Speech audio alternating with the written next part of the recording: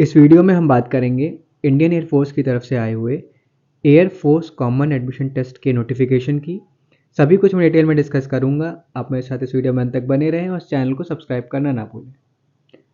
तो सबसे पहले हम देखते हैं, ये आपका जो नोटिफिकेशन आया है ये आपका एयरफोर्स इंडियन एयरफोर्स की तरफ से officers in flying and ground duty technical and non technical branches के लिए। तो आपका जो रजिस्ट्रेशन स्टार्ट हो जाएगा वो आपका 1 दिसंबर सुबह 11 बजे से और 30 दिसंबर 2023 रात के 11 बजे तक ये आपकी डेट है। तो आपकी ओपनिंग डेट है 1 दिसंबर और क्लोजिंग डेट है आपकी 30 दिसंबर। आपको कैसे अप्लाई करना है, आपको करियर इंडियन एयरफोर्स .cdac.in पे जाना है या फिर आप fcat.cdac.in इन वेबसाइट पर जाकर आप अप्लाई कर सकते हैं।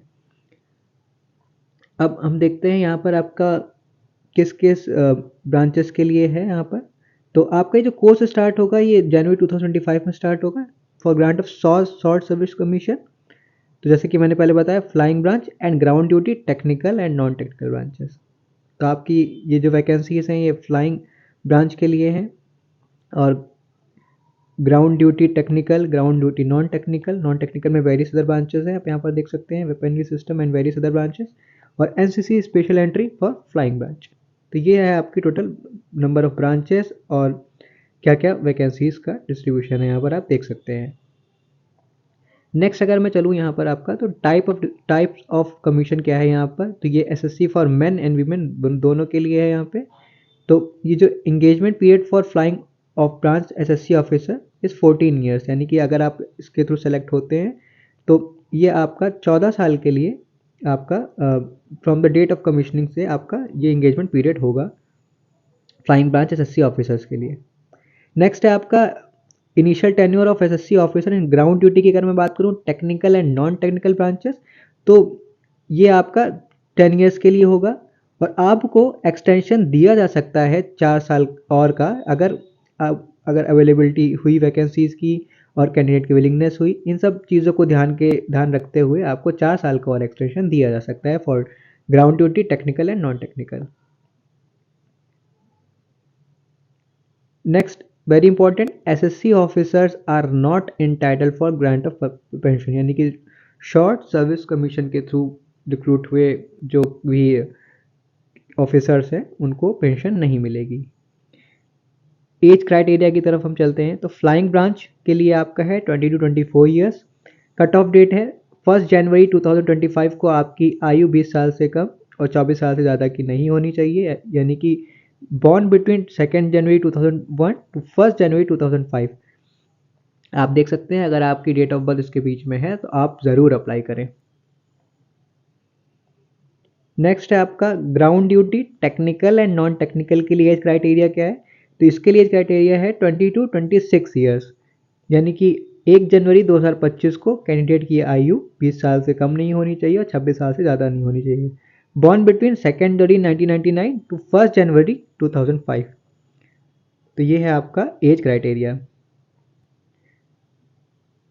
नेक्स्ट है आपका physical medical standard, educational qualification, selection procedure.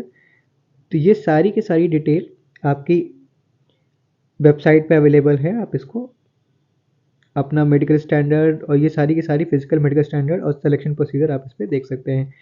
Next हम चलते हैं ट्रेनिंग। तो ट्रेनिंग आपकी फर्स्ट वीक ऑफ जनवरी 2025 में स्टार्ट की जाएगी एयरफोर्स एकेडमी डंडीगल हैदराबाद में।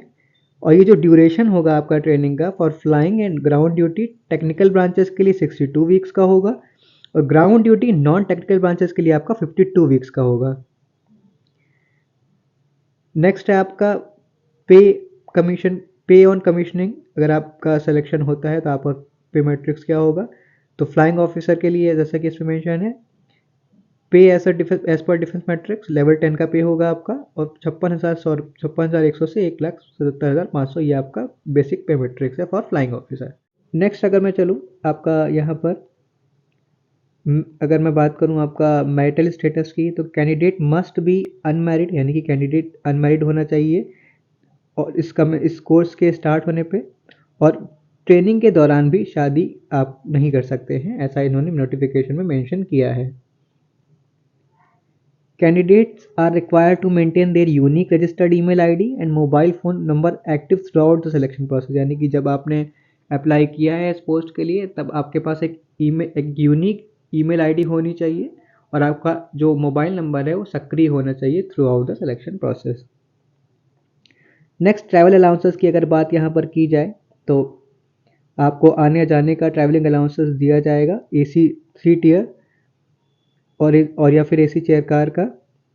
लेकिन उन्हीं कैंडिडेट्स के लिए जो फर्स्ट टाइम अपना SSB देने जाएंगे तो उन्होंने मेंशन किया है know travelling allowances admissible if you have already appeared for the same type of entry at any of the selection boards. यानी कि अगर आप पहले कभी सिलेक्शन बोर्ड्स के थ्रू गुजरे हैं आप या आपने कभी पहले अपना SSB दिया है तो आप ट्रैवलिंग अलाउंसेस आपको नहीं दिया जाएगा।